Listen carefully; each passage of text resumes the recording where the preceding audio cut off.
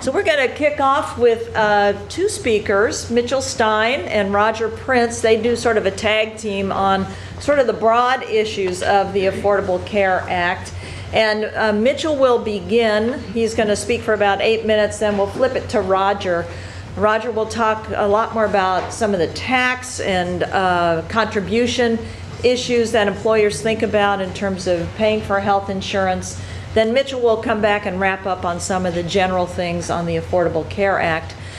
At the conclusion of Mitchell and Roger's remarks, if you have technical or clarification questions, like I didn't understand what you meant, please go ahead and raise your hand so they can clarify it at the time, because you may not be the only one that might have been, say, confused or didn't quite understand. However, we will wait till they both finish and then open it up for more general questions and give you time to pepper them with your best. So Mitchell, we'll kick off with you. Thank you, Wendy. Good morning. Past you. Let you sneak in. Good morning. Can everyone hear me? Let's start with that. Great. First question I want to ask is, how many people own firms or work for firms that have more than 50 employees, other than the carriers? I saw that. Was that a couple of hands? Okay, so a lot of today will be both for those employers with less than 50 and those with more. As Wendy said, I'm going to start off for about 8 minutes, and I'll start my timer now, talking on a very high level. Then Roger's going to come in with some specifics, focusing on the tax issues, and then I'll come back with some more things that as employers, regardless of your size, you just need to be aware of. Let me start off by saying that there are probably as many opinions about the ACA as there are people in this room, and in fact as there are people in the state of Maine. We're not here today to debate whether it's good or bad, what works and what doesn't work. We're here to give you the information you need to deal with the situation as is. So I like to kind of start that off, and I'll add to that and say, I'll answer any question you have except why. The whys we'll leave for another conversation. So with that in mind, what is the ACA? At a very high level, it, contrary to some people's opinions, it attempts to take the existing healthcare system and enhance it in order to make coverage more affordable for both individuals and small businesses. The way it was designed to do that was by enhancing both sides of our current system, the public side and the private side. On the private side, it does that through tax credits for small businesses, through the creation of the SHOP. For individuals, the presence of advanced premium tax credits, which we'll talk about a little bit, insurance reform, and so forth. On the public side, it was supposed to change Medicaid, or as we call it, Maine Care, make that qualification level consistent across the country. But because of the Supreme Court decision, as you may recall, that is a state option. So that has not happened here in Maine. We'll see what happens in November to see if that changes or not. But that means that there is a gap. So there are going to be some people who are not going to be helped by the law because of the state decision. So I just want to make sure everyone keeps that in the back of their mind. I'd like to start with this quote because one of the critiques of the law is, why is it so complicated? It's complicated because healthcare makes up almost 1/5 of our gross domestic expense in this country. I used to say 1/7, but now we're getting really close to 1/5, to 20% of every dollar spent. By trying to work within the existing system, instead of kicking everything out and starting from scratch, it introduces complications. I won't read this quote for you, but it's here, you have it in your slides, and it really just hits home that point that if you're trying to build on top of something that's already complex, it's going to get more complex. And you'll understand the reason for this warning as we go through the material today. So, employers, this is what we're going to focus on mostly. How are you affected? One of the things that people talk about is the individual mandate and the employer mandate. So here's what's going on with the employer mandate, because there have been some changes over the past year in the schedule. For 2014, no employer was responsible for making any changes or doing anything different. In 2015, employers with 100 or more FTEs need to make coverage available to 75% of their employees. 70 or 75? 70, I'm sorry, thank you. I'll turn a little more so I can make sure I get my numbers right. The reason I mention that percentage, the law itself talks about offering to 95%, but that 70% is a transitional number for that first year. For firms between 50 and 99, there are no requirements in 2015. That was delayed again to 2016. In 2016, all employers with 50 or more full-time equivalents, and we can talk later about what that really means, are responsible for offering coverage to 95% of their full-time employees. There are also some additional rules that we haven't seen the final regulations having to do with auto-enrollment for firms with 200 or more employees. I think we can put that aside for today's audience, but know that there are some other pieces out there. One other piece that's been somewhat delayed is the W-2 requirement for including your health benefit costs, and we'll discuss that as well. Plan reforms. For the first time, the federal government got involved in kind of setting a floor for what health insurance has to include, and this kind of lists them. There are many things on this list that were present in Maine before the law took place, so it actually did not represent a change for us. While people talk about Massachusetts being the model for some of the national pieces of the law, Maine also was really at the forefront of some of these reforms. I mentioned the marketplace or exchange or shop, so let's just be clear on what those terms mean. You'll hear the term exchange and marketplace. They are the same thing. It's a place to go and buy insurance. The shop is the marketplace for small businesses. And it's a place to go and compare plans on a side-by-side basis. But it has one other, or several other features, but one other crucial feature. As an individual, if you're going to qualify for individual tax credits, you have to purchase through the individual marketplace. As a small employer, if you want to qualify for your tax credits, you have to buy a plan through the shop. For individuals, there is an annual open enrollment period, something you would be familiar with because I'm sure many of you offer that to your employees, and that is also true on the individual market. For employers, though, your plan year can end at any time. So you are not restricted in terms of starting a new plan to any point in the year. But when you offer to your employees, again, you'll need to keep a single open enrollment period for your employees.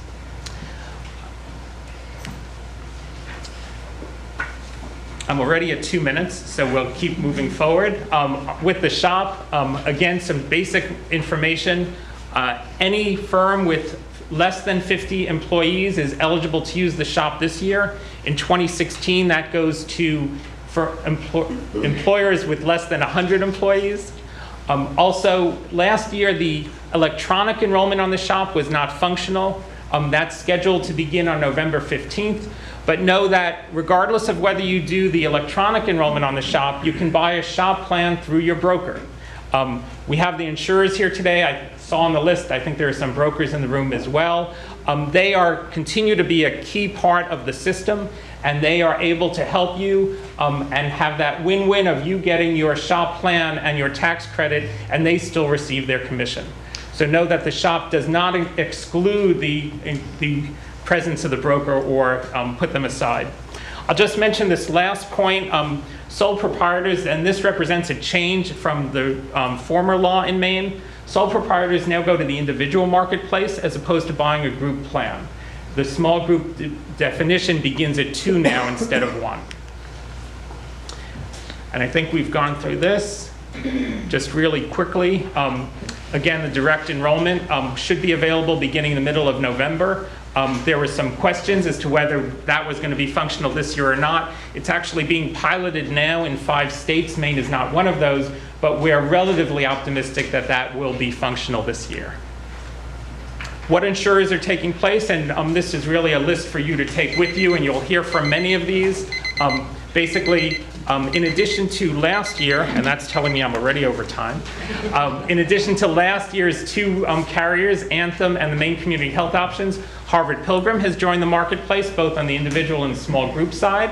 Anthem has come back into the individual marketplace offering off marketplace, they've come back into the market, not the marketplace. They're offering products off marketplace for both individuals and small groups.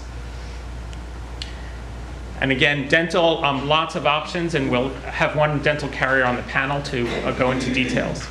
So with that, I'm going to turn it over to Roger. I'm going to run back and change the slides, and he's going to go into some more detail, and then I'll be back again. Mitchell, Thanks, let me Mitchell. just ask if there are any technical clarifications. Thank you. Yes. My name is Roger Prince.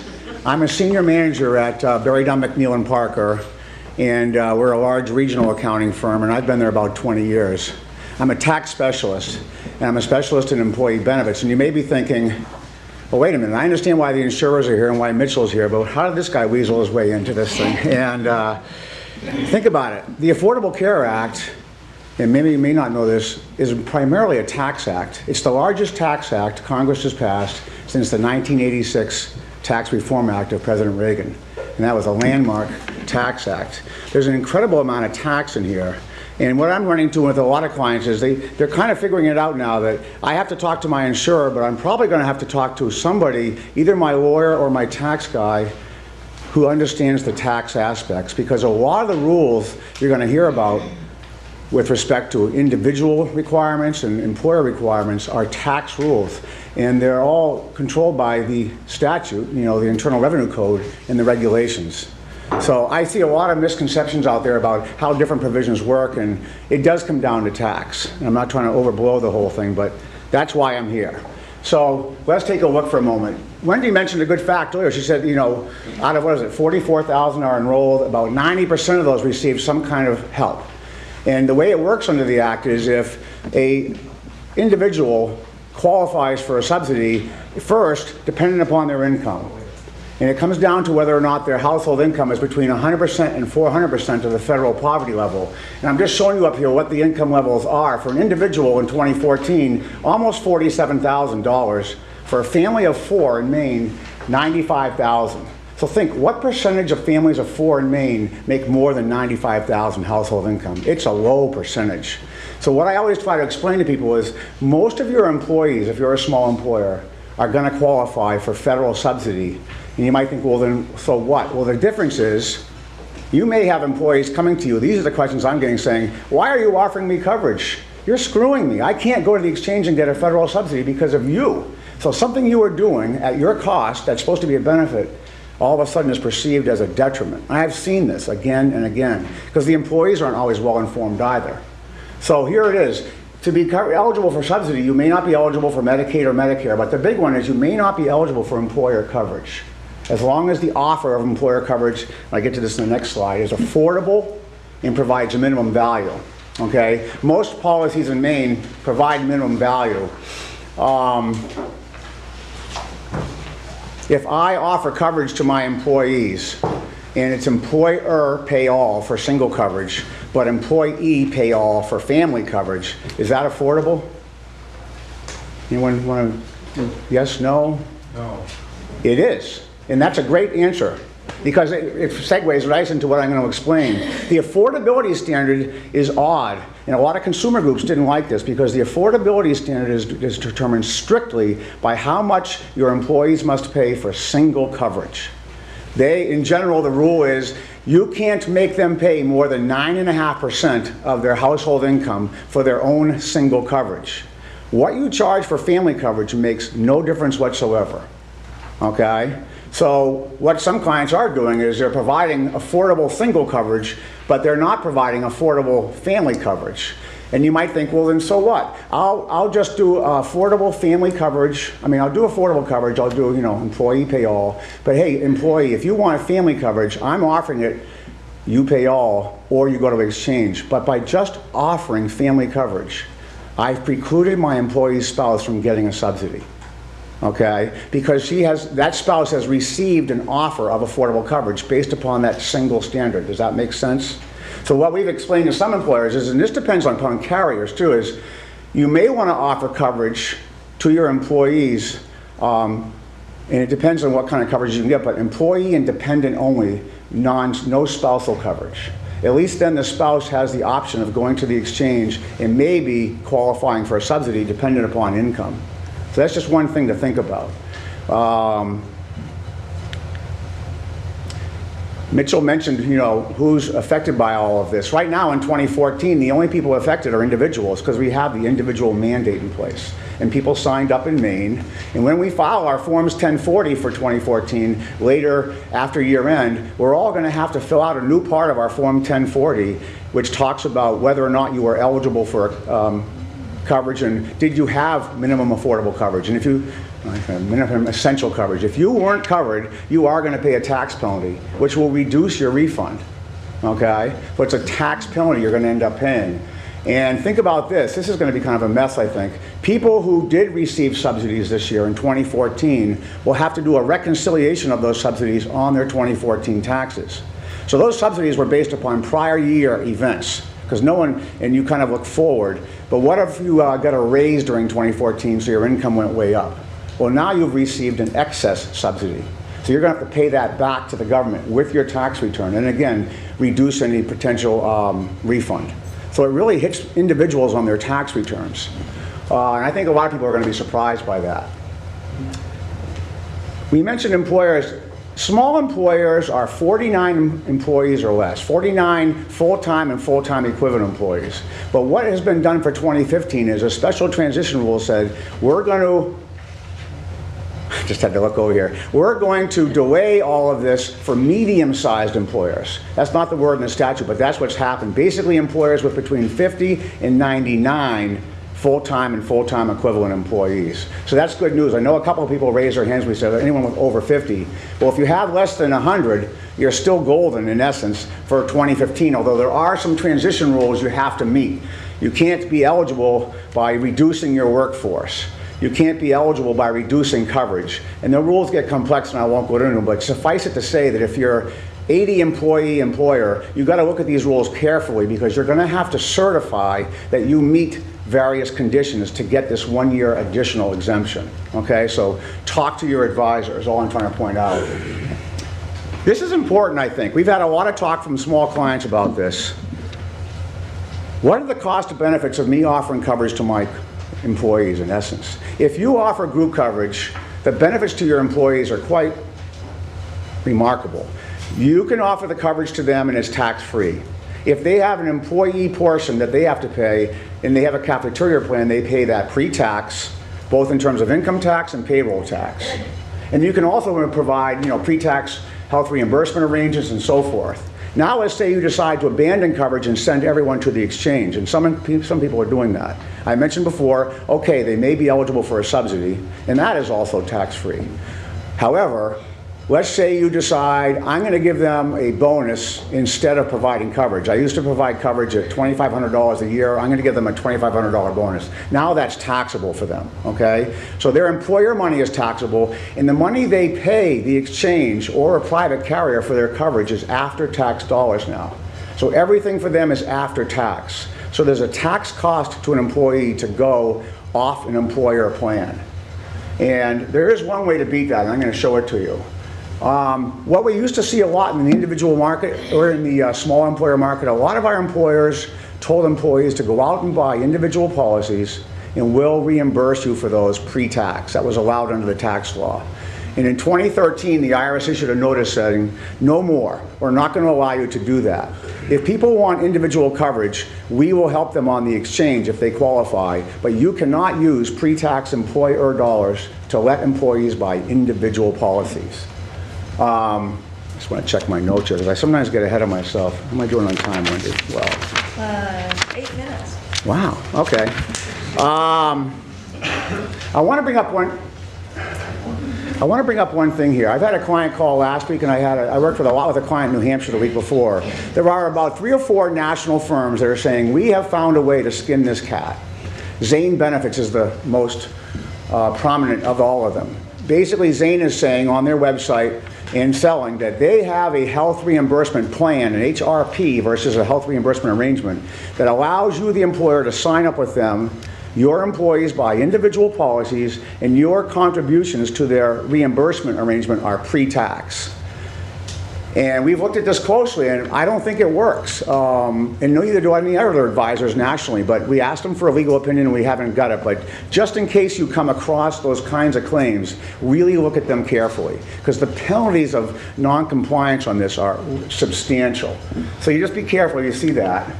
Here's something that kind of works, and this isn't going to work for everyone, but the one way to get pre-tax dollars for individual policies is through a health savings account. All right? Say I'm an employer and I have 18 employees.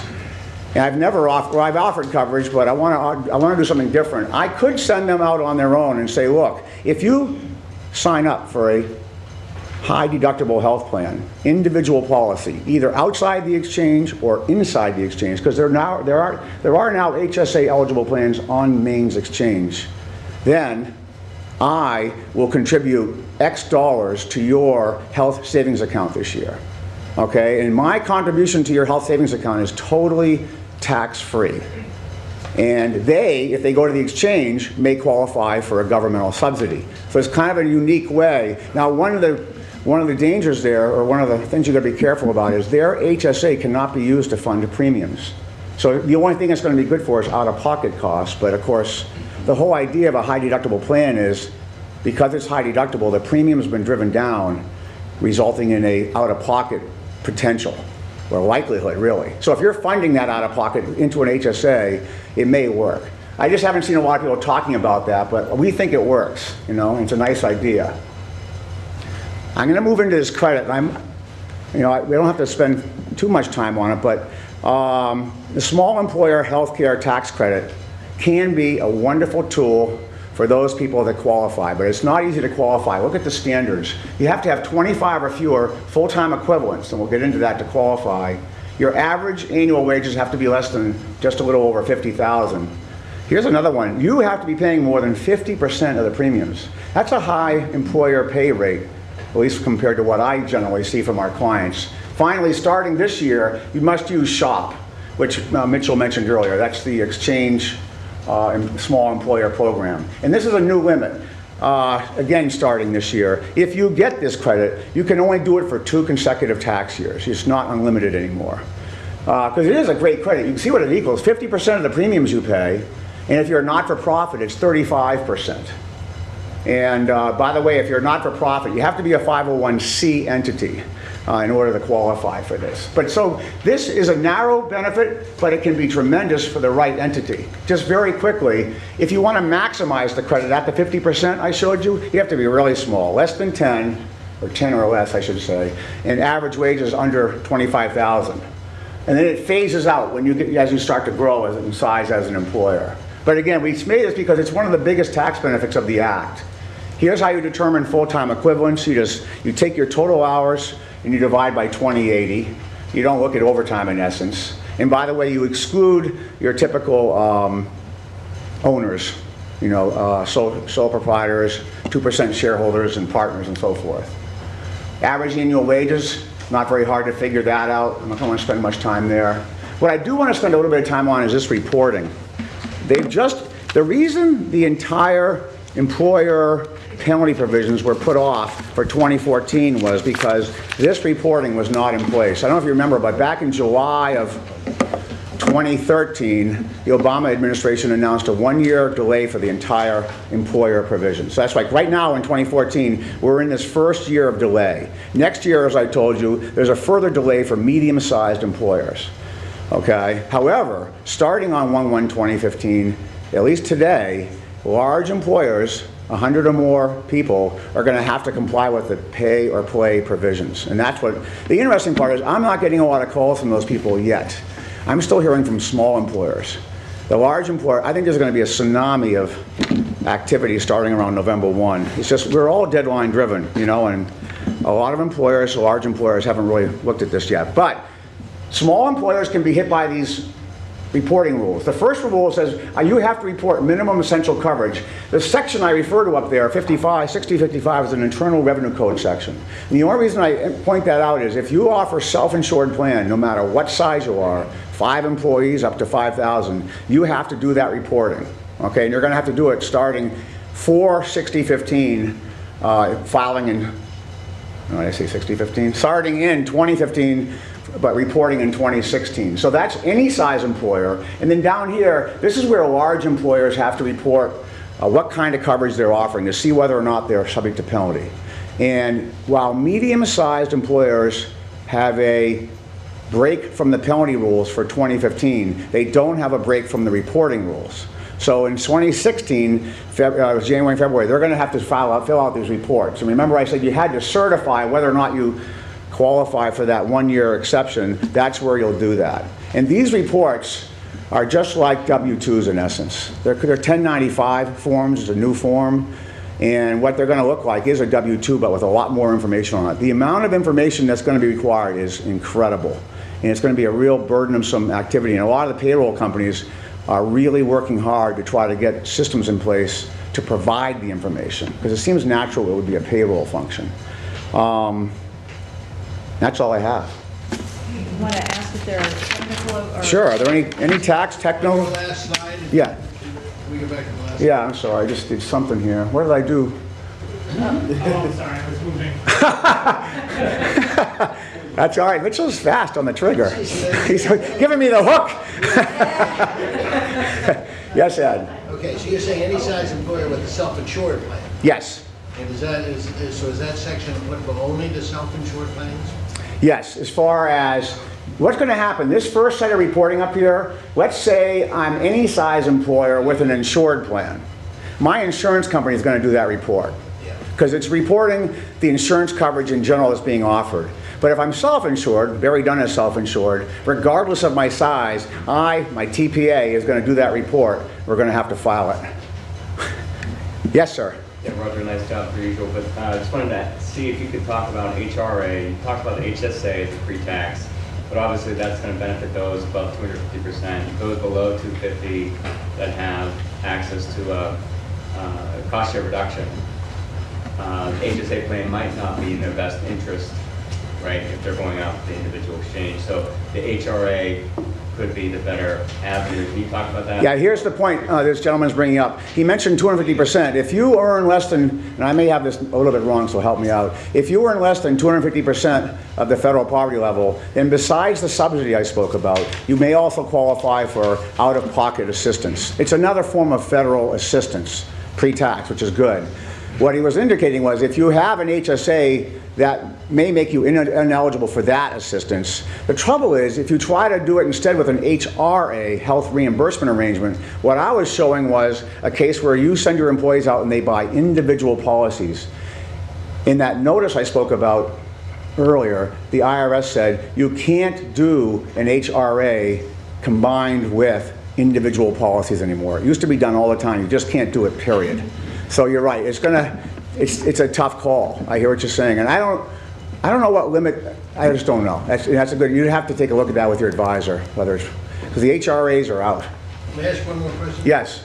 Now, Mitchell is quite optimistic about about the shop coming into effect in 2014. Can I ask you what your view is, and then what you think the view is of the national firms? Well, the shop is coming into place in a lot of other places around the country. In essence, to some extent, shop is in place now in Maine, except you had to apply through your broker. It wasn't available electronically. I think it's going to happen. I really do. It'll happen in November 14th. Yes. Yeah. So I'll just add to that, per Ed's point, it's not certain. We thought a lot of things last year at this time that ended up not happening on schedule, so to speak. But again, because 5 states have already launched the electronic enrollment as a pilot, that's the reason for my guarded optimism. Okay. So we'll see what happens. Yeah. I'll take that. I thought you wanted my notes. Is this one more technical question, and then we'll move on. The healthcare tax credit, you talked about the shop, and you said you had to start using it in 2014. So if you did not, as an employer, offer coverage in 2014, can you start offering it in 2015 and be eligible for healthcare tax? Yes, that's a great question. The slide's a little ambiguous there, you're right. Okay. And also the excluded, you said something about employers not being included in that, or the business owner, are they included in that No. calculation of the average wage? No, they're not included in the count or the average wage, which is helpful. Yes. Okay, good, thank you. Sure. So remember that quote I started with about this being complicated? Now you know why. And there will be a test, by the way, at the end. One thing I'll mention, and Roger alluded to this, one of the reasons for the complication is the difference in the tax treatment of health insurance premiums based on whether or not you get them from your employer or whether or not you get them as an individual. The employer tax deduction for health insurance premiums costs the federal government more money every year than the mortgage interest tax deduction for individuals. So if you want to know why that wasn't just expanded to individuals to simplify the whole process, comes down to, like everything else, it comes down to money. So next couple of slides, I'm really going to breeze through. This is kind of your notification that there are some things you need to be aware of. You all have the slides in front of you, so I won't go in detail. Basically, the first one, there's a notice, regardless of whether or not you offer coverage to your employees or not, that you have to send out every year. I think of this as just another water cooler notice. You have to have a poster up about minimum wage. You have to let your employees know about the presence of the marketplaces. And there are model letters to send out that differ based on whether or not you're currently offering coverage. SBC, Summary of Benefits and Coverage. Before the ACA, if you wanted to know exactly what was in your health insurance coverage, you would request from your insurer something called a summary plan description. Often that was over 100 pages of legal text saying what's included. One of the innovations of the ACA was to create these SBCs, which are a standard 8-page form which says what's included. And if you remember, we talked about the marketplaces allowing you to do side-by-side comparisons. Well, one way to think about that is what the marketplace does is it lines up these SBCs next to each other so you can actually compare on an apple-to-apples basis what's covered. COBRA, there is a new notification letter for COBRA, again letting people know about the marketplaces because COBRA coverage is not tax deductible. That's the individual paying the full amount. So often going to the exchange would now be a better option for people than to enrolling in COBRA coverage. So something else to be aware of. New hire waiting periods. If you do offer coverage, you're limited to how long you can ask them to wait before they can enroll. And that has to do with marketplace eligibility to kind of get everyone on the same calendar. W-2s. Large firms have for several years, and different definition of large firm here. Now we're talking about firms that issue 250 or more W-2s every year. Those folks have already had to include the cost of their health benefits on the W-2. This is not taxable income. Let me say this again. This is not taxable income, but much like your 401k number, it's there for informational purposes. The final rules have not yet been issued, so we don't know the timing for the rest of employers to have to include that, but that is coming as well. Cafeteria plans, that's how you offer things on a pre-tax basis. The rules for that have been simplified. Some very small firms have not gone through the process and have not taken advantage of that tax deduction. It's easier to do now. MLR rebates, a great issue on a national basis in terms of making sure insurers spend enough of the premium dollar on actual health care. Here in Maine, we are, what I would say, fortunate enough to say that all of our major insurers comply with the regulations, and so there have been no rebates, so we won't spend time on that. This is your eye test for the morning. Yeah. Again, this is one of the reasons you have it in front of you. We're not going to go into a lot of detail because of time. The issue here is how are premiums calculated for your workforce? And I have to talk about 3 different time periods. Pre-ACA, you would give your broker or your insurer a census of your employees and their ages, and they would come back to you with what is called a composite rate, a single per employee rate that is what you would charge, what they would charge you for each employee. The ACA wanted to introduce some more transparency to that process. So they said, let's go behind into the black box and say the insurer has to tell you what the rate is for each employee the rates always differed based on age, and then they created the composite. Now they have to tell you what each employee's actual number was. You still had the ability to average those together and charge each employee the same thing, but you were seeing more numbers. And to be honest, it caused a lot of confusion and a lot of angst, because some people didn't quite realize the difference in cost between their younger and older employees. In response to that angst, if you will, there are new regulations out allowing insurers to once again offer a type of composite premium. It's a little bit different, still includes some transparency features, but it allows you the certainty of knowing that here's a single rate that will be available for your new employees as well as your existing ones as the year proceeds. Those will be available, but are not mandated, but they would be available beginning in 2015. As of now, the insurers are still working on their IT systems. They've said they're not doing this at the present time. One of my side roles is I sit on the state legislature's Exchange Advisory Committee. We're taking a look at this. I personally would like to encourage the insurers in the room to think about maybe offering this moving forward, because again, the benefit for you as employers is it gives you that certainty. In the current scheme, if your census changes during the year, your rates are going to change. You're not just going to have a new average rate, you're going to have a new rate based on the individual who leaves, or the rate will change based on the individual who arrives. So that's the point of all this. Subsidies. Roger alluded to these. I won't go into the details of how the individual subsidies are calculated, but here's the key that I want you to walk away from. And that key is, if I can find it on my own chart, this column here. That's the percent of income that an individual is asked to contribute to their individual premium. That varies based on where they are with respect to the federal poverty level. The less you make, the less percentage you're expected to contribute as an individual. Stressing as an individual. This is not the case for employees. For employer coverage, the only number is the last number, the 9.5%. That's the gauge of affordability, and that applies to everyone. So this is to emphasize Roger's point that some folks might get a better deal on the individual marketplace.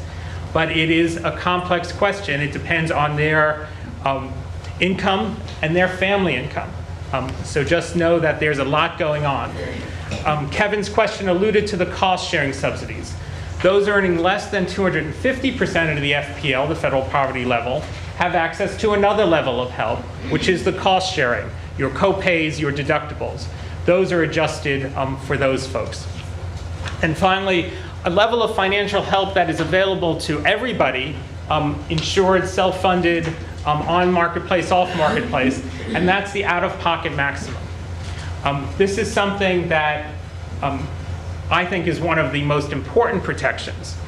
Before the ACA, it was estimated that up to 3/4 of personal bankruptcies had some sort of medical cost component, that it was those costs that drove you to bankruptcy. What this says is if you are covered, you will not be asked to spend more than $6,350 a year on your care as long as you go in network. But after you've spent that much on your copays and deductibles, full coverage kicks in. And so those large risks, those million-dollar debts are hopefully a thing of the past. I need to wrap up. Roger alluded to this. We refer to this in the business as the family glitch. This is the use of the word family income versus individual income with respect to affordability. So if you make it affordable for the individual, the family is excluded from going on the marketplace and getting subsidies. And if there's more questions on this, we can go into that during the Q&A. We talked about that. Contributing to employee coverage on the individual marketplace. Roger talked about this. You can't do it on a pre-tax basis. So what do you do? And I'm going to steal 2 more minutes to do a wrap-up because this is really why I think many of you came here today.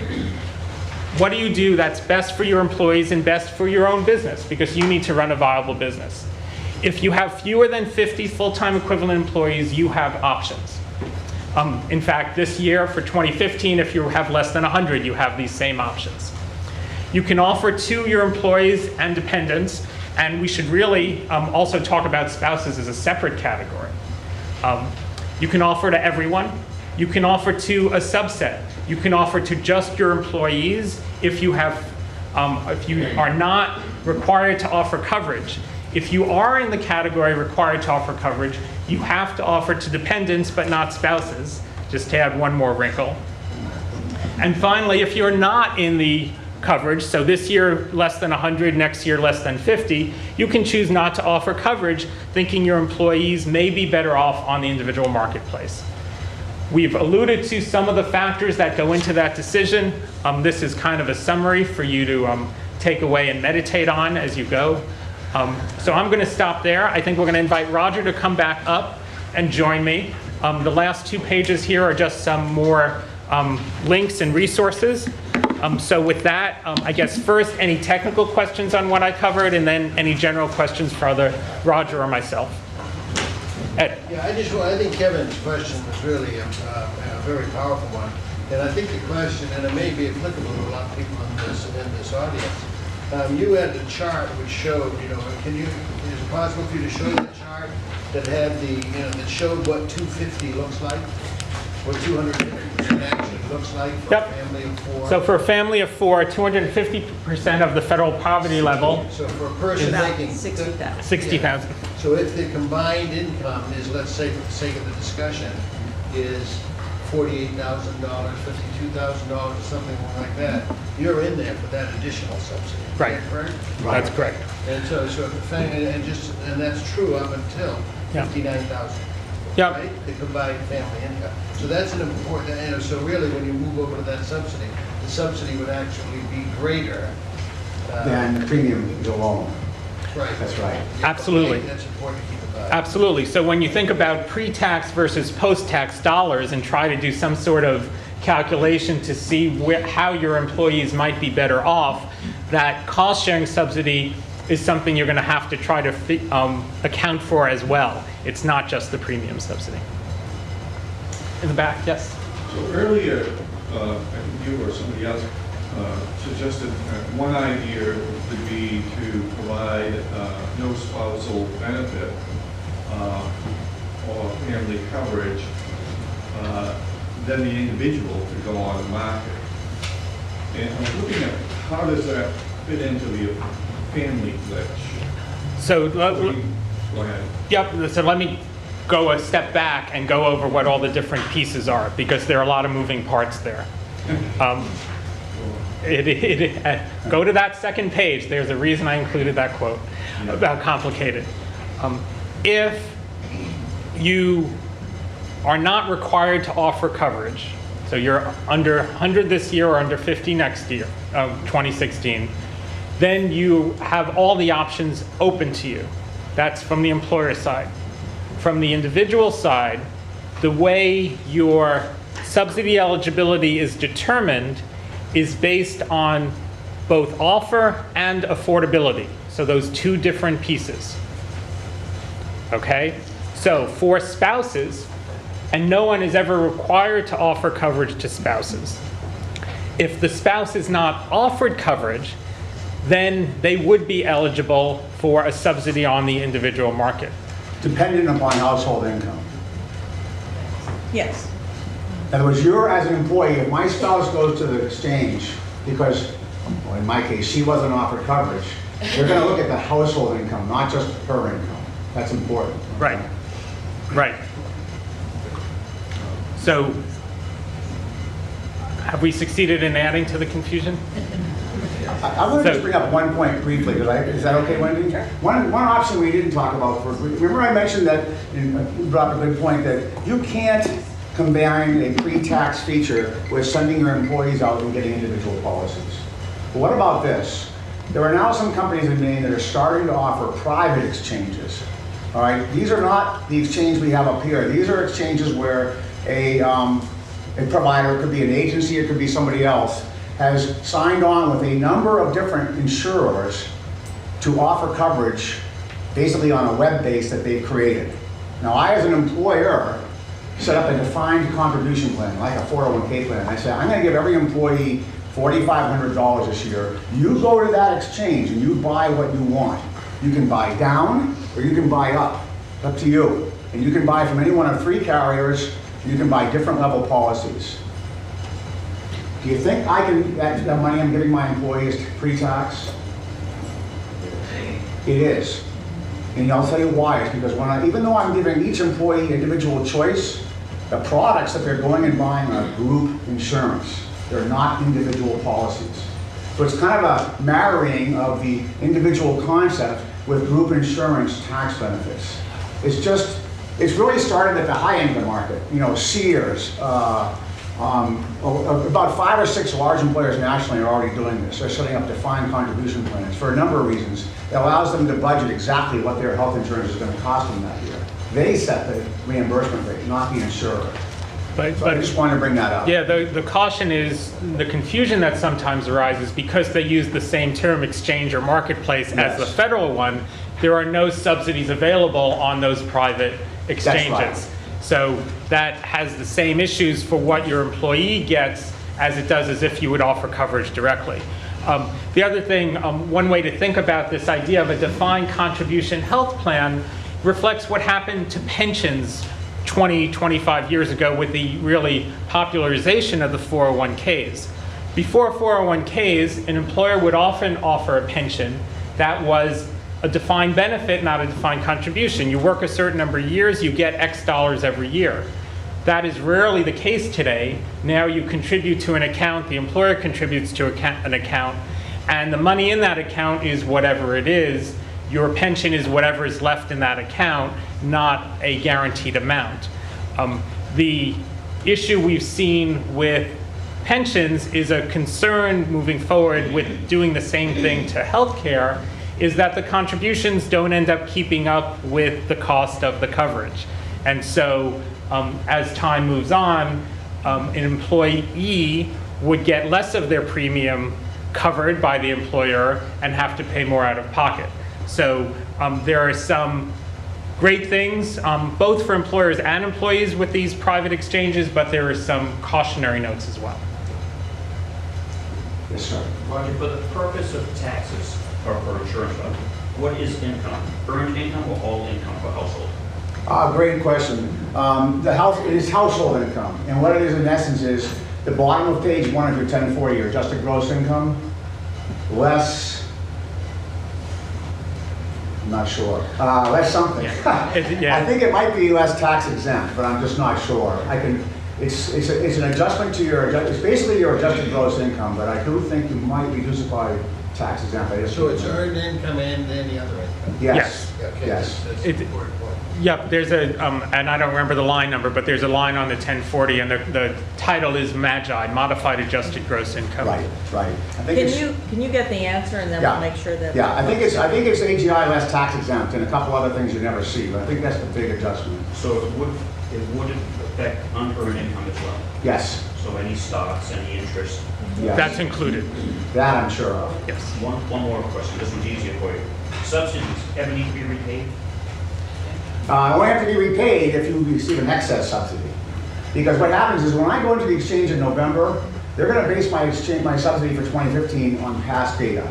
My thought was a starting employee, relatively low income at the time, eligible for subsidies, and as their income level grows, their estate bills, if there ever a time when the government says, we once contributed to you, Oh. now you need to repay. At the current time, no. That's a great question, but not, who knows?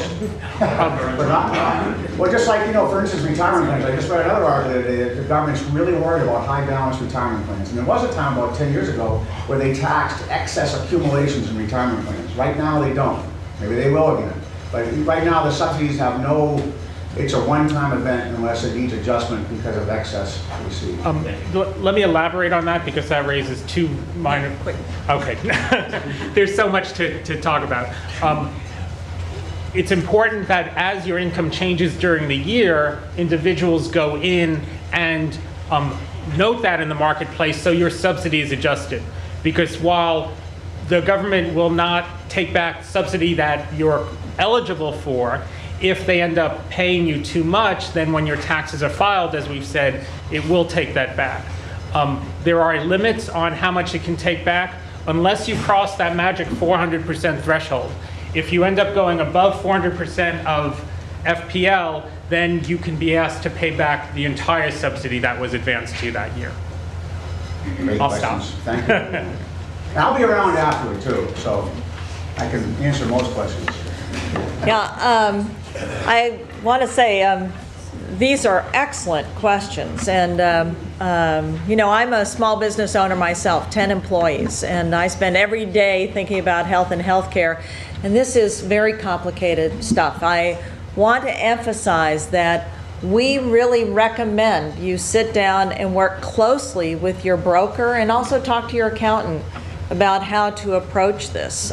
We view brokers as really trusted advisors. There are a number of them who are really up to speed on all the complexity of this. And when you walk in and talk to your broker, the first question you should ask is, I know the Affordable Care Act is pretty complicated. I want to make sure you're up to speed on all the provisions because I'm going to take you through a lot of paces from a small business forum that I went to about pre-tax, post-tax. Let's do some financial modeling. Make them earn their commission. So we're going to invite the insurers to slide their chairs up here because the next portion of this session is to hear directly from the insurers on our marketplace. And while they're sliding up, let's thank Mitchell and Roger for a pretty good drive around a complicated.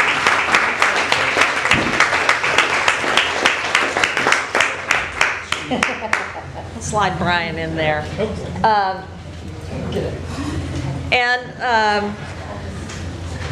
This is the time to hear a little bit from the insurers directly who are offering plans on the marketplace. And again, you have handout information that provides, in some instances, more detail. And Mary Beth, would you like to sit outside here? Yes, thank you. Yeah. Please come and sit down. And I'm really the warm-up act. I would prefer that we pepper them with questions from you folks and try and tease out of them the things that you might want to know. If you said, well, I want to make sure I ask my broker about this, or I don't understand why this plan is better than the other. And we've asked them to sort of do rapid-fire answers. So I'm going to use my stopwatch to keep each person at less than 3 minutes in their response so we can get through several questions. So actually the first one, I want to even be less than 3 minutes. Would you mind giving each person your elevator speech about your company and any outstanding things about your company, characteristics, awards, or anything that really indicate to this audience that you are a credible business entity and that you really have high performance standards that they would want to affiliate with you. So let's start with you, Kevin, since you're sitting closest to me. Okay. The elevator speech. Pressure's on. Need more coffee. Well, welcome and happy to be here with you. So Maine Community Health Options is a new nonprofit co-op, consumer-operated oriented plan. We got started right here in Lewiston. We've been incorporated since 2011. 2014 is our first year of operations, and we're pleased to have over 40,000 members. Most of them on the individual non-group side of the landscape, but we're growing in our small group and large group as well. We have a variety of plans, about 10 plans for 2015 that we've put forward to CMS, Centers for Medicare and Medicaid Services, for their approval, and a handful of plans that we'll go through on the small group and large group market as well. We are awarded by Coastal Enterprises for their partnership award. We're pleased with that in particular because our mission is to partner with providers, with businesses, and with the people of our service area, in particular to provide meaningful and affordable benefits to result in not only high quality care, but good health and wellness as a result. Great, not bad. 1 minute and 9 seconds. And I forgot my manners. I should have introduced everybody. Kevin Lewis, Maine Community Health Options. Brian Staples from Northeast Delta Dental, Christine Ossenfort from Anthem Blue Cross and Blue Shield, and Ed Kane from Harvard Pilgrim. So pardon my lapse in manners. Brian, how about the 1-minute elevator speech for you, please? Well, good morning, everybody. I'm Brian Staples. Northeast Delta Dental has a 50-year history. We're a nonprofit as well. We were actually the first dental insurance plan in the country, and we're by far the largest. Nationally, we cover about 70 million Americans now, 775,000 people right in Maine, New Hampshire, and Vermont, and locally right in Maine, 285,000 Mainers. We cover about 2/3 of the Fortune 1000 groups, right down to individuals. And it's our focus on dental insurance. We're a single line carrier. It's our focus that enables us to really offer I guess you could say a great consumer experience, not only for our largest employer groups like Walmart, but right down to Mr. Wilson next door with an individual policy. And you typically don't see that with a carrier, excelling at both ends of the group size spectrum. And that's our focus that really makes us capable enough to do that. So thank you. Great, thank you. Chris, how about for you? Sure, I'm Chris Ossenfort with Anthem Blue Cross and Blue Shield. This plan has operated in Maine for over 75 years. We celebrated our 75th anniversary almost a year ago. We are headquartered in South Portland, where we employ about 900 Maine residents. We either insure or administer coverage for over 300,000 Mainers.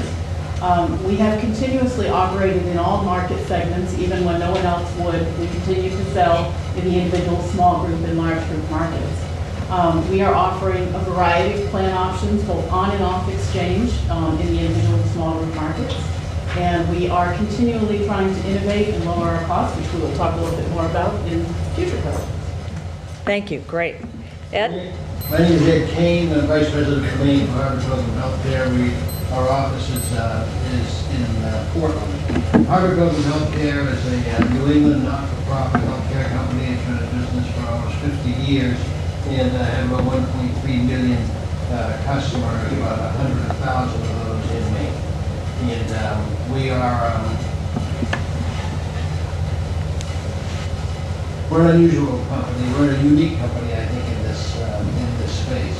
And it is, because we're not for profit and because we were founded by physicians and have sort of kept that has stayed in our DNA throughout.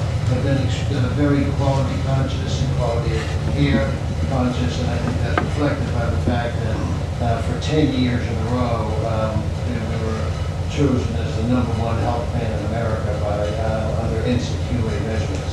Now, somebody in here is going to say, well, yeah, but 10 days ago you didn't get it the 11th year, which is true. It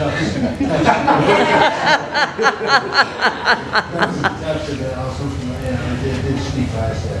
But it really does. I think it speaks volumes about who we are. We have a community orientation that is extremely strong. Which maybe we'll have time to speak later, but I think that's about a minute. Yeah, well, 1 and 15 seconds, great. Well, I'm gonna, Who went the longest? you did actually, so, yeah. I said I'm a small business owner, and I just got my premium renewal rates, which if you all want to come and cry with me in the bathroom, you're welcome to do that. But as a small business owner, premiums typically drive my plan selection. Now, let's go into a theoretical. Let's say all of your premiums are pretty comparable, so I don't have to pick based on costs. What else makes your health plan the best choice for my business? Chris will vary it up. Why don't we start with you? Then now you're back to the 3-minute lightning. Well, we recognize the importance of health insurance for particularly small businesses. They are the drivers of our economy, especially here in Maine. And it is something that small businesses need to recruit and retain their employees. We are constantly working to try to address healthcare costs. We have recently launched a program called Enhanced Personal Healthcare that is really trying to change the way we pay for healthcare services. Instead of paying strictly for volume, we're paying providers to manage care better and sort of take a more holistic approach to patient care. We're paying them more to do this, to enable them to spend more time, to hire more staff, to do these things, and we're also providing them support, back office support if they need it. There's a variety of tools that are available to them. if those are gaps in their practice that we can provide. We think that this will improve quality over time. We currently have about half of Maine's doctors participating in it right now. It's about over 800 physicians from over 200 primary care practices. And our goal is to have all of our participating physicians enrolled in this program by the end of 2015. In addition, no two businesses are alike. So we offer a lot of different options for you, both on and off exchange. We also have product groupings that we call suites of products, so that you can choose one of those suites and offer any of those products to your employees, so that your 20-something who wants the higher deductible plan because they don't use a lot of healthcare services can have that plan, and your other employees may choose a richer benefit plan because they have kids and are worried about those trips to the emergency room. We also are innovating, trying to develop what they call accountable care organizations, which are partnerships with providers, again, to better manage care, to make take a more global approach. How am I doing on time? Oh, you have 1 minute left. I'm used to the I know, we have to It go. doesn't mean you have to speak for 3 minutes. I'm used to the legislature. I'll remind you, Ed, of that. My day job Yeah. is actually government relations, so, I'm used to them looking at you going, we offer a variety of network options for you, so if you are a small local business and want a lower price point, you can choose a focus network. If you are a statewide operation, there are broad network products available both on and off exchange. We have a lot of mobile apps. We have cost comparison tools for your employees to help them better shop for their health care. Obviously, those are for elective scheduled procedures. And we think that our long history and experience also makes us well suited to meet your business needs. Perfect. Wonderful. Ed, why don't you go next? Okay, great. Since I have all this time, 3 minutes, and that it is kind of a long time, I just want to say a couple of things I was remiss about starting off by saying. One is I wanted to thank Chip and his organization, Wendy and her organization, for putting this together. This is a great little conflict here, and I think will be very valuable for everybody here. Secondly, I wanted to underline what was said earlier about, I think it was Wendy that said it, about a really important point, that really, in effect, make sure you go and talk to your broker. Maybe even you can think about interviewing your broker. You want to sit down and say, ask your broker, frankly, just how up to speed are you on this change? His or her knowledge will be encyclopedic, but that person needs to know either what's in the act or where to find what's in the act, and that's going to be really, really important here. So I'd encourage you to do what Wendy said, to do that pretty straightforwardly. Why would Harvard Public be attractive? If you're talking about what's going to be on the main exchange 1115, we're the full network option. If you buy that, if you buy Harvard Public products, they're going to be it's the entire network in Maine and in Massachusetts and New Hampshire. You can go to any of those hospitals or doctors, and you're in network. And we really have an effective in Maine, and I think that makes us unique. On that marketplace. Again, I think it's, the fact that we're a 50-year-old not-for-profit, I think it tells you something about the company. What does the company do? And we do a lot of things. We're very, very deeply involved and have been for some years in Maine Red for Women, which is American Heart Association's effort aimed at educating people to the facts that it was 25 years ago that more women started dying of cardiac disease than men, which not everybody knows, and also that the symptoms that a woman may have having a heart attack are very likely different than those classic male symptoms that everybody expects. So we're very involved in that. We're very involved in the March Dimes, and so the March Dimes is an organization, and but it's still that, but it has a very common mission today. We're deeply involved in that, spreading the message that that one should really think long and hard about having an elective early birth, and what the implications, find out what the implications of that are, and then maybe and we're involved in other things too. We have a really very important issue for us, and we've been deeply involved in it in Maine and in our other states. Actually, we made a large grant, I think $1.5 million to Maine Health, under which Maine Health is something called Let's Go 5210, which is a program combating childhood obesity in Maine and New Hampshire and in central and western Massachusetts, which all run out of Maine Health. Great. People that are doing it. Okay, 3 minutes, you're up. Kevin, you're on. Make your pitch. Why are you the best choice for me? Great, well, I'll start with strong benefit design. Ed mentioned total cardiovascular disease, and I'll just say that we're adding coronary artery disease, cardiovascular disease to our chronic illness support program. So now we have 5 conditions that we provide reduced, greatly reduced cost sharing for our members. So diabetes, asthma, COPD, emphysema, hypertension, now cardiovascular disease. So office visits, generic drugs, lab, DME related to the management of those conditions are at no cost to your employees as members of Maine Community Health Options. I also mentioned in terms of benefit design, first 3 behavioral health visits at no charge to the member, regardless of plan, except for the HSA plans. And I'll mention those in just a minute.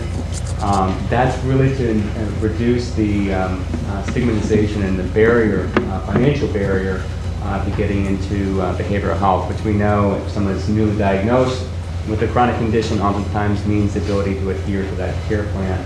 And lots of good reasons for getting into behavioral health. And so it's a really nice adjunct to the EAP program that many of you may be familiar with. Another strong component of Maine Community Health Options is our broad network of providers. We span the entire state. We really believe that access to care is essential for access to coverage to be meaningful. Another piece that I'd mention is our excellent service.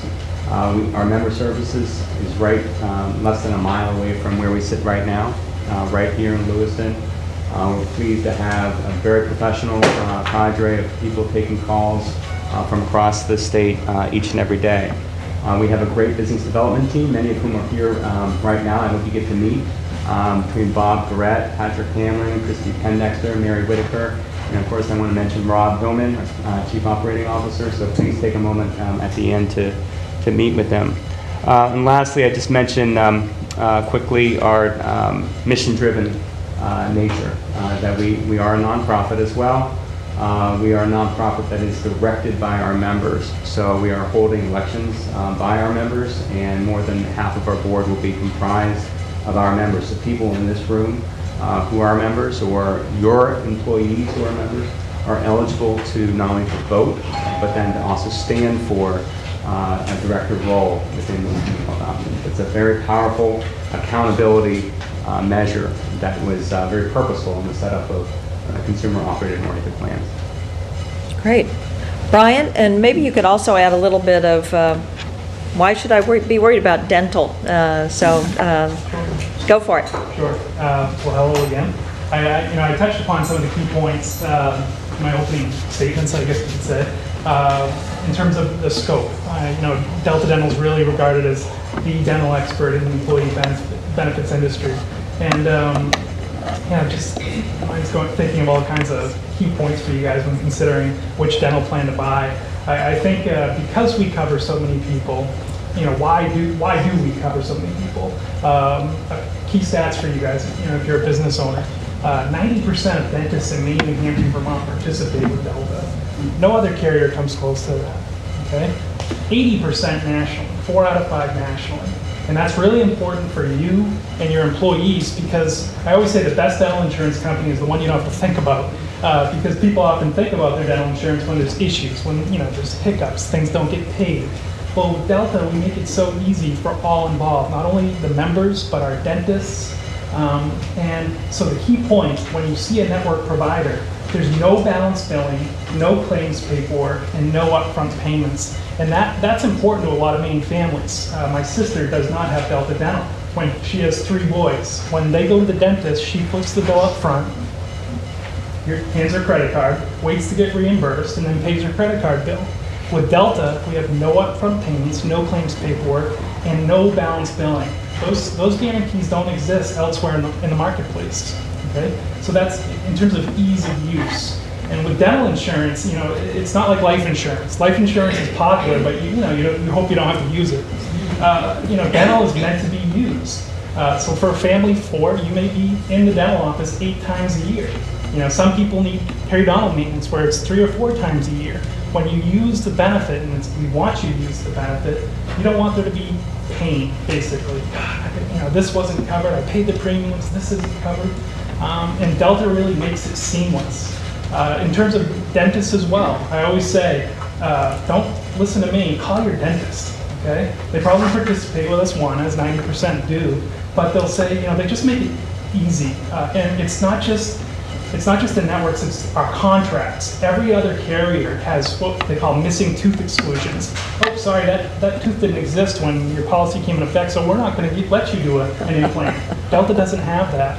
Or alternative benefit allowances. These are little things that nickel and dime people. What that says is that, well, the dentist did a crown, but you know, you really could have done a 4-surface filling, a 4-surface amalgam, so we're going to reimburse at that level instead.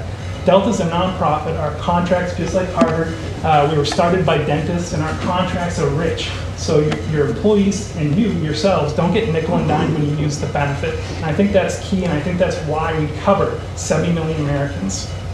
Great. Let's throw it open to the audience. Questions for these folks? Yes, in the back, sir. So, what have each of you done to help broker? Most of us have a relationship with a broker, and I'm not going to throw him out unless he doesn't know this stuff. But what have you done to educate brokers? Because if my broker doesn't know what they're doing, are you ready for this? Absolutely. If I can lead off. Yeah, go ahead. Our team has undertaken extensive education of brokers, brought brokers in. I think we brought in over 200 brokers over the course of the last 12 months to educate them on our plan designs. And there's some important nuances, not only in terms of the ACA, but the richness of our benefits. So we also support them with an online tool that gives them easy quoting mechanisms and ability to look at all the different options available to employers. Others? Sure, when we do producer training or broker training, we do producer training a couple times a year at least, and it's always, in fact, next week I'm making the road show with some other members of our team to do producer training and talk about our 2015 product offerings, what's available. We also have online tools available to them.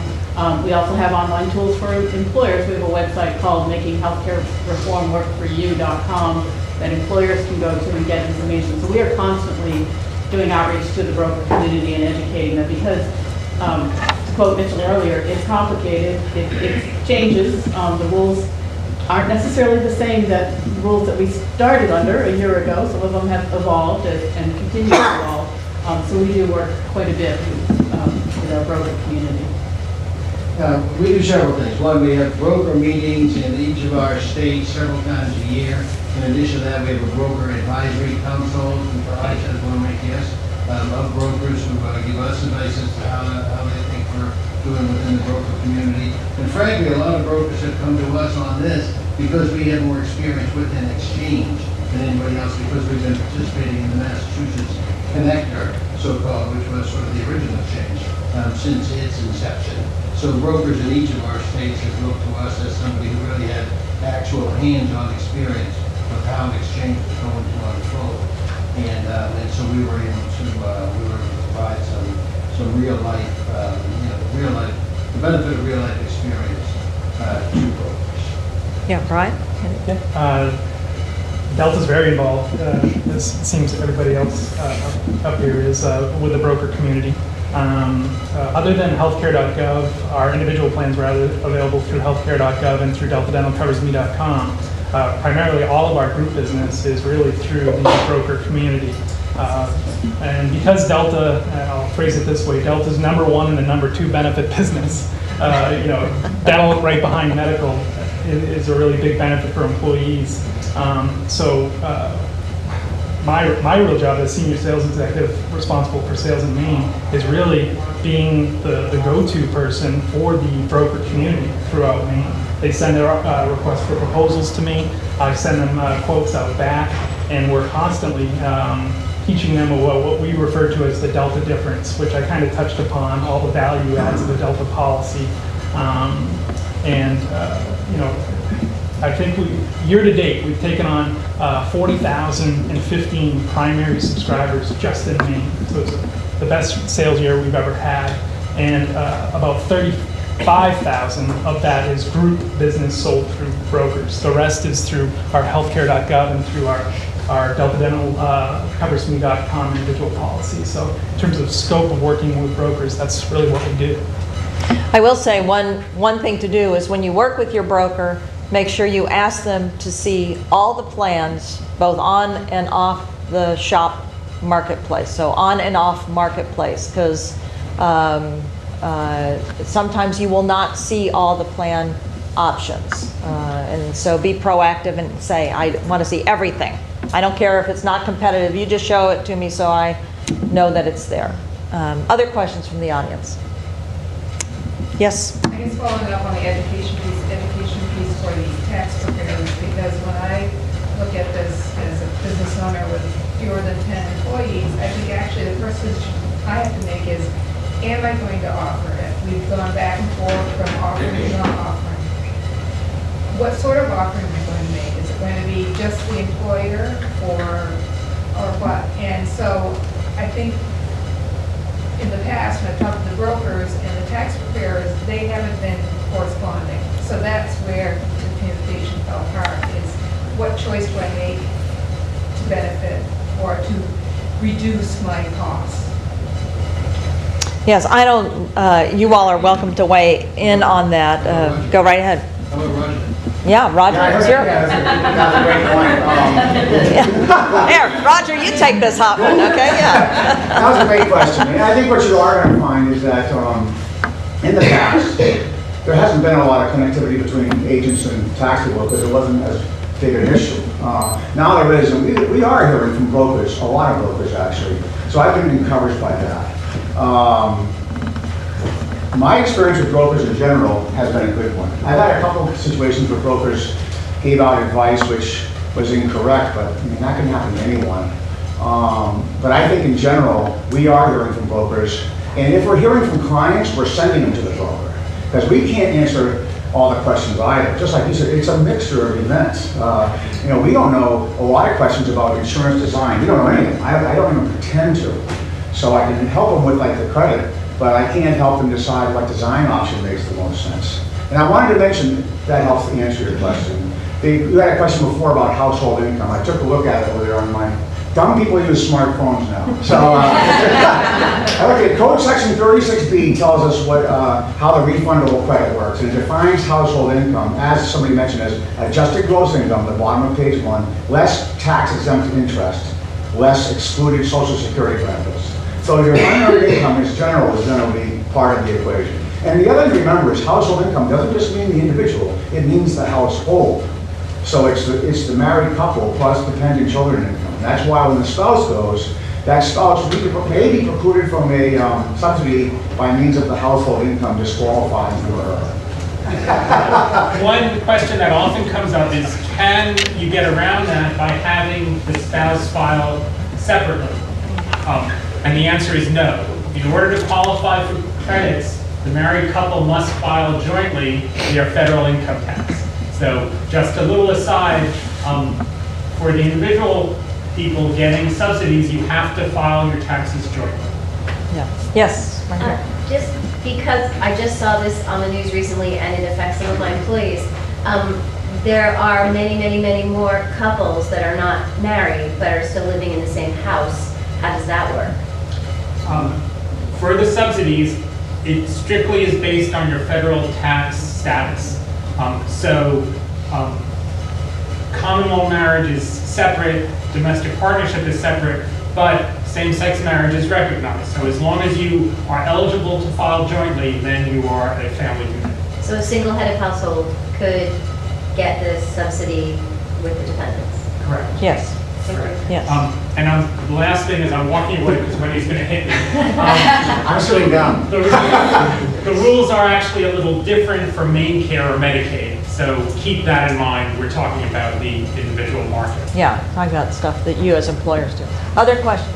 What are the pluses and minuses for, I'm a small business owner, less than 5 employees or 5 under, of the individual purchasing their own family individual plan and the employer helping to pay for it, whether it would be out of the marketplace, I guess.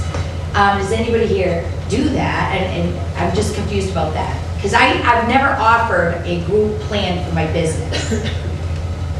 So what are pluses and minuses of the individual going for it?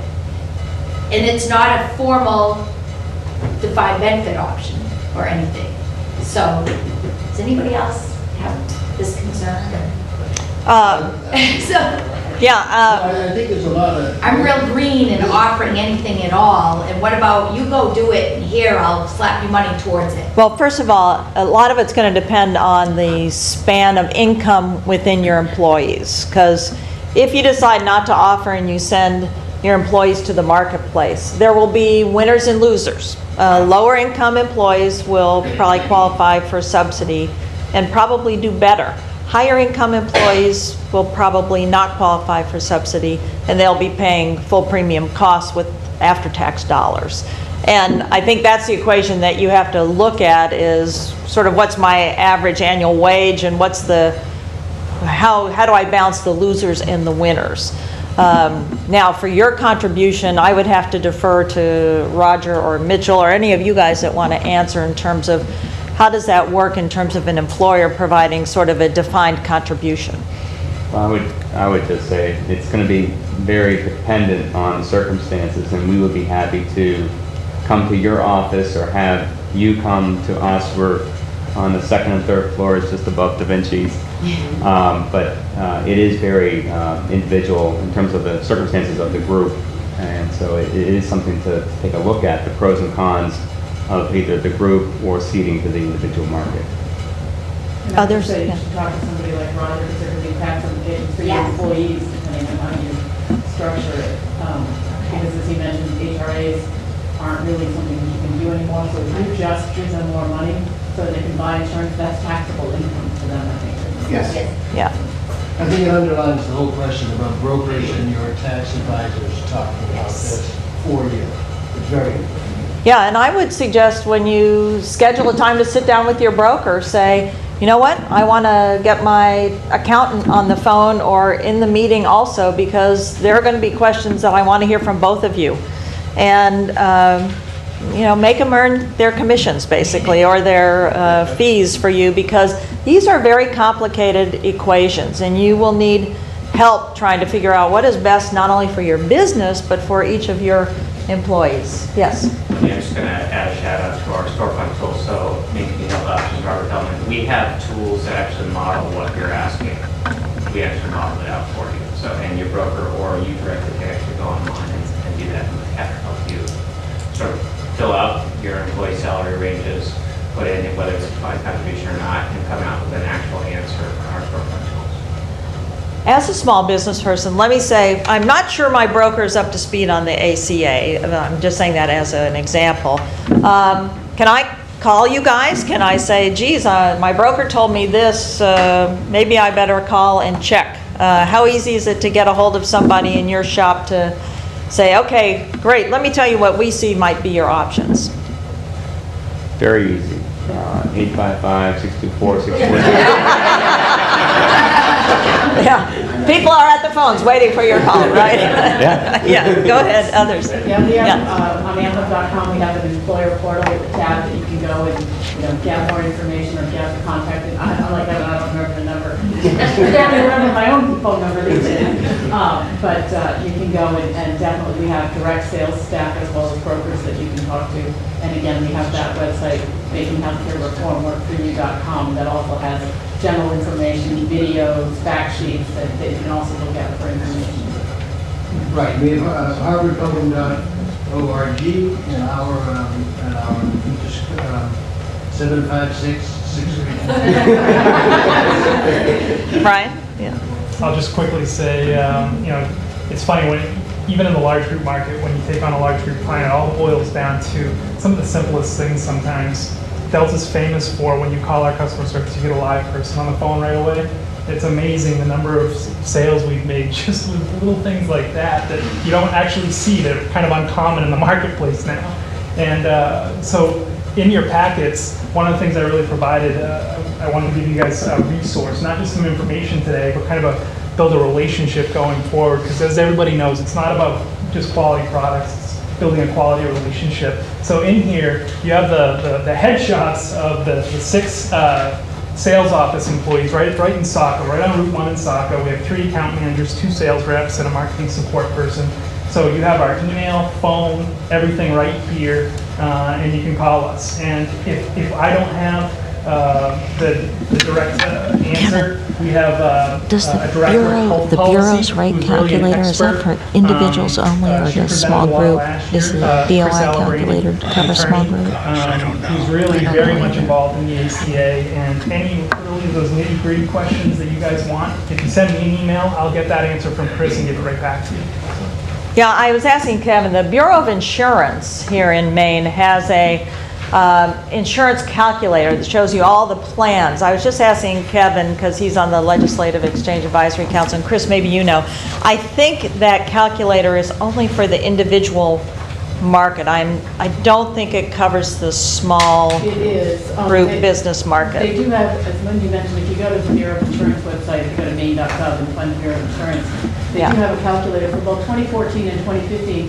For the small group market, they do have, or they're working on it, and I think they're going to release it probably this week or next, a small group plan comparison, but it doesn't allow you to calculate the rates. It will, if you want to, it'll tell you how to calculate your rate if you want to, but it gives you a snapshot of what the base rates are, and then there are factors that apply to that depending on how old somebody is, where they live, what type of plan. Smoking status, other things. But it will at least give you a sense of what the different benefit options are, and then you can talk to a broker about, okay, what will those options cost for my business? Yeah.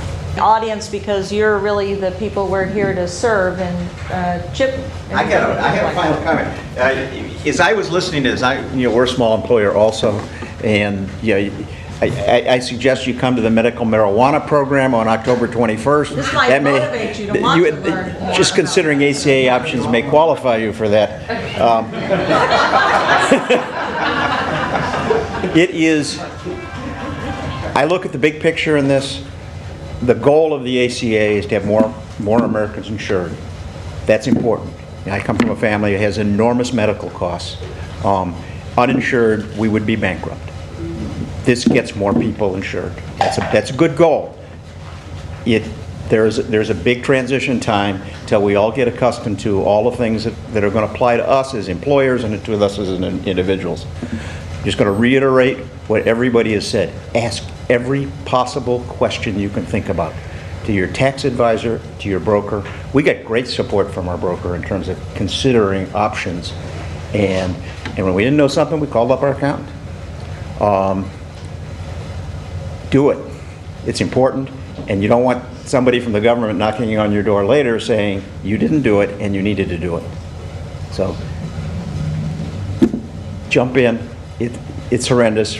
As small business owners, you know that things are just going to get more and more complicated, but that's life. So take advantage of all the people that are here, the Maine Health Access Foundation, who is monumentally helpful in this, putting on these programs, and they're available. All these folks are going to stick around. So if you have individual questions, don't leave until you get your answer. Great. And if you thank all the program speakers today, including our insurer panel,